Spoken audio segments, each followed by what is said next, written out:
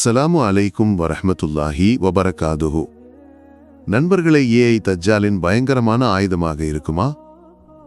1400 ஆண்டுகளுக்கு முன்பு இது பற்றி என்ன தீர்க்க தரிசனம் செய்யப்பட்டுள்ளது? அது இன்று உண்மையாக்கப்படுகிறது. வரவிருக்கும் காலத்தில் ஏஐயே தஜ்ஜால் என்றோ அல்லது அது தஜ்ஜாலின் ஆயுதங்களில் ஒன்றாக இருக்குமா என்றோ கண்டுபிடித்தால், இன்று உலகில் பெரும்பாலான மக்களும் ஏஐக்கு மாறியுள்ளனர். ஏஐ மனிதர்களை ஒரு மாய வலையில் கட்டி வைத்துள்ளது. அதனால் மக்கள் மற்றவர்களிடம் கேட்பதை விட ஏஐயை அதிகம் நம்புகின்றனர். சந்தேகமில்லை, தஜ்ஜாலுக்கும் அத்தகைய ஒரு சக்தி இருக்கும். அது மக்களை மாய வலையில் மூழ்கடிக்கும். ஏஐயும் தஜ்ஜாலும் இடையே பல செயல்பாடுகளில் எவ்வளவு ஒற்றுமைகள் உள்ளன. தஜ்ஜால் ஒரு ஆளுமையாக இருப்பார், மனிதனைப் போல, அதில் சந்தேகமில்லை. ஆனால் அவர் பயன்படுத்தும் கருவிகளும் நவீன ஆயுதங்களும் எப்படி இருக்கும்? அவர் அவற்றை எப்படி உதவியாக்குவார்? ஒருவேளை அதில் ஏஐயும் சேர்ந்திருக்கலாம். எப்படி? நமக்கு புரிந்து கொள்ள முயற்சிப்போம். நண்பர்களே, தஜ்ஜாலின் முதன்மை சிறப்பு அவர் பொய்யராக இருப்பார் என்பதே. நபி அவர்கள் தனது உம்மத்திடம் இதை மீண்டும் மீண்டும் சொல்லியுள்ளார்கள்.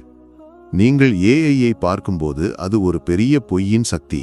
இன்று ஏஐ மூலம் தயாரிக்கப்படும் விஷயங்களும் உண்மையான விஷயங்களும் இடையேயான வித்தியாசத்தை சாதாரண மனிதனுக்கு அடையாளம் காண்பது கடினம். தஜ்ஜாலும் பொய்யராக இருப்பார். ஏஐயும் பொய்யின் அடிப்படையில் செயல்படுகிறது.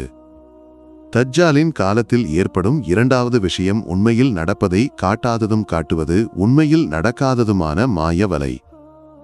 இந்த வார்த்தைகளை நான் சொந்தமாகச் சொல்வதில்லை. ஹஸ்ரத் அப்துல்லா இப்னு மஸ்ஊத் ரலியல்லாஹு அன்ஹு அவர்களே இதை விவரித்துள்ளார்கள். நீங்கள் ஏஐயை பார்த்தால் இது முழுமையாக பொருந்துகிறது. உண்மையில் நடப்பதை காட்டவில்லை, காட்டுவது உண்மையில் நடக்கவில்லை. மூன்றாவது முதன்மை புள்ளி, தஜ்ஜால் மனிதர்களை தனது அடிமைகளாக்குவார். எப்படி? அதற்கு ஒரு உதாரணம் ஆர்டிஃபிஷியல் இன்டெலிஜென்ஸ், அதாவது ஏஐ. இன்று மக்கள் ஏஐ மூலம் அதன் அடிமைகளாக மாறிக்கொண்டிருக்கின்றனர். மனிதன் அதனிடம் அவ்வளவு சார்ந்திருக்கிறான். பெயிண்டிங் அதனிடம் செய்ய வைக்கிறான், படங்கள் செய்ய வைக்கிறான், சினிமாக்கள், பாடல்கள் எல்லாம்.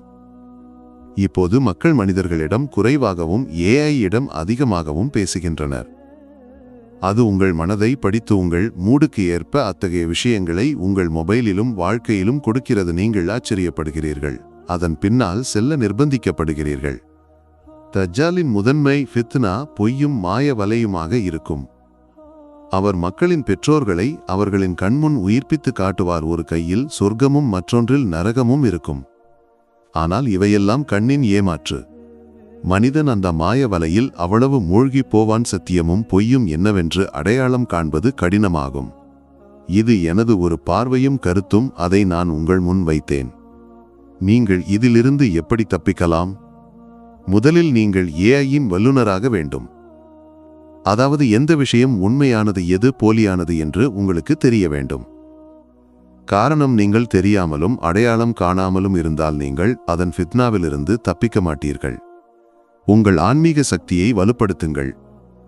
ஒவ்வொரு ஜுமுஆ நாளும் சூரத்துல் கஹ்ஃப் ஓதுங்கள். காரணம், அதை ஓதியவன் தஜ்ஜாலின் ஃபித்னாவிலிருந்து பாதுகாக்கப்படுவான். அல்லாஹ் நம்மை தஜ்ஜாலின் ஃபித்னாக்களிலிருந்து காப்பாற்றட்டும். ஆமீன். அஸ்ஸலாமு அலைக்கும் வரஹ்மத்துல்லாஹி வபரகாதுஹு.